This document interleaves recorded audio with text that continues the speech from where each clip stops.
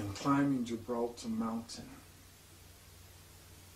Gibraltar is a strange place because you can climb it. It's really not that hard until you get about 3.5 stories up, which is basically, like you're in the death ball zone.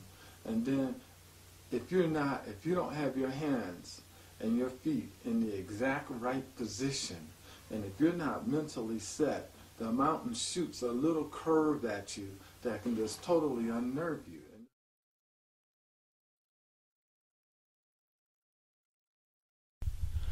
Okay, this is me climbing in Santa Barbara. This is Gibraltar Mountain. My dad and I went up here, I think this was in April.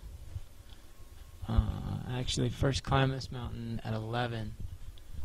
My dad and rock climber John, I think we have a picture of me climbing with him when I was 11 or 12. I climbed it a couple times. Then I came back at 16. I think I was overconfident. I got almost like 10 feet from the top. Psychologically, it was just harder because I actually knew how high I was at that point. It's not a very hard climb. The only real tough spots are getting off the ground in the very beginning, which isn't that tough. It's a pretty big crack.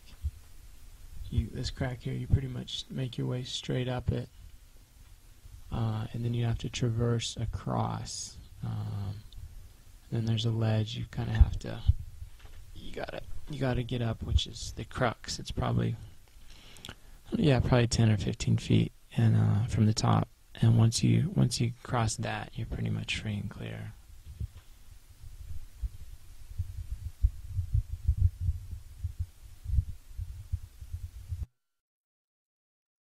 This is in Santa Barbara, so it's about a 2.5 hour drive from where we were. We got here early. I think this is probably 7 or so in the morning before anyone else got there, so we were the only ones climbing. And by the time we left, usually there's 2 or 3 ropes, 2 or 3 people climbing this thing, at a time during the day. So it's kind of nice. We got up at 4, and we're actually off the mountain, I think, by 10 or so. But yeah, when you've been on it for as long as you have, and people come up and they say, well, you can't be on this diet because you're going to be deficient in B12, protein, iron, calcium, whatever their concerns are, and you feel great and you know that you're in better health than 99% of the people your age, then there's really not much that they can do to sort of get to you.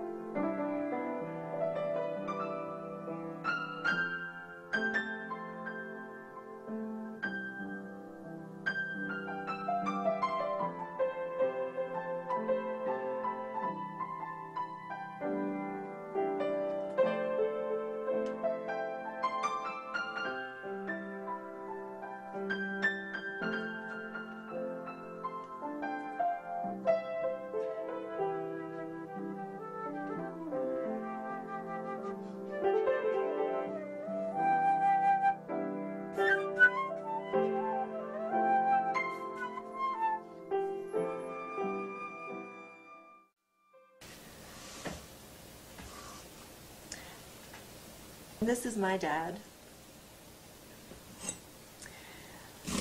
He died about 10 years ago, around the same time as Storm's mom. They both got to meet Raven, our firstborn, our first child together. They got to meet Raven once before they passed away, within about a year of each other. My father, he was a smoker and he ate a lot, big eater and smoker, and strangely the food got to him before the cigarettes did, because he was a pack-a-day smoker all his life, all his adult life. So that was a big wake-up call for me when he died of massive organ failure at the age of 65. He had diabetes, he had a slight bit of emphysema, he had some heart problems, and when he went into the hospital in some kind of diabetic coma, they discovered that all his organs were shutting down. He could no longer digest food. All his digestive organs were shutting down. So they asked him in the hospital if there was anything he wanted, and he said he wanted to have a hamburger and a Coke. And they said, well, you can't do that. You can't digest that. That's, that would kill you. And he said, oh, well. And they got him his hamburger and Coke. They okayed it with my mom. And sure enough, the next day, he was dead. I got to speak with him the night before he died. I was in California. He was in Sweden when he died. And we had a nice conversation. He was high on morphine. And he lived, he made his choices, and he lived the life he wanted to live. And he had certain, nutrition, knowledge of nutrition that I think kept him alive longer than other males in his family. He never expected to live past 50. That was his family history. The males in his family died of heart failure around 50. So he lived to be a ripe old age for his family at 65, and he swore by garlic and vitamin E and cranberry juice. Those were his superfoods. And he did lots of them, and bananas.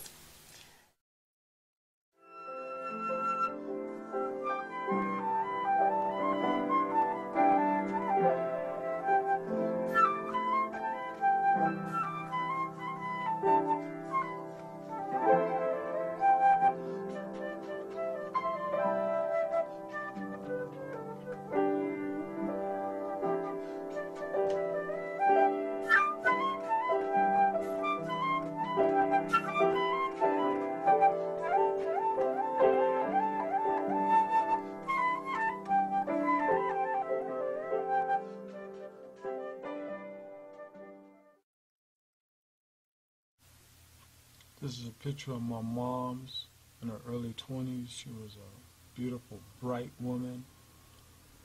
Put herself through Wayne State University School of Social Work, graduated with a master's degree with honors, spoke fluent German, grew up in a house with books in 3 different languages.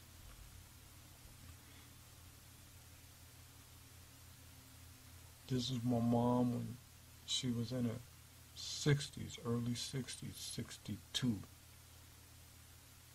Still a bright, beautiful spirit, a love of life, love of living.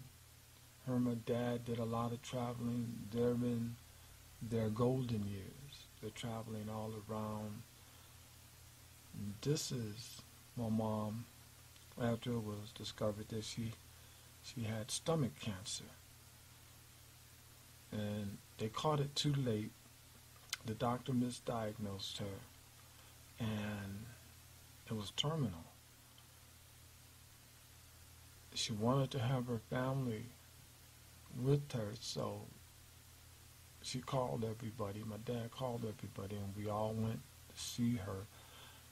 I stayed after everybody left. I stayed with her for 2 weeks in the Ford Hospital terminally ill cancer ward. And it was one of the hardest things I ever did. And I think after she passed away, I became very angry. It was hard to lose your family. I've lost so many of my relatives to debilitating diseases, and I totally believe that is directly related to our diet. So for me, diet is a very serious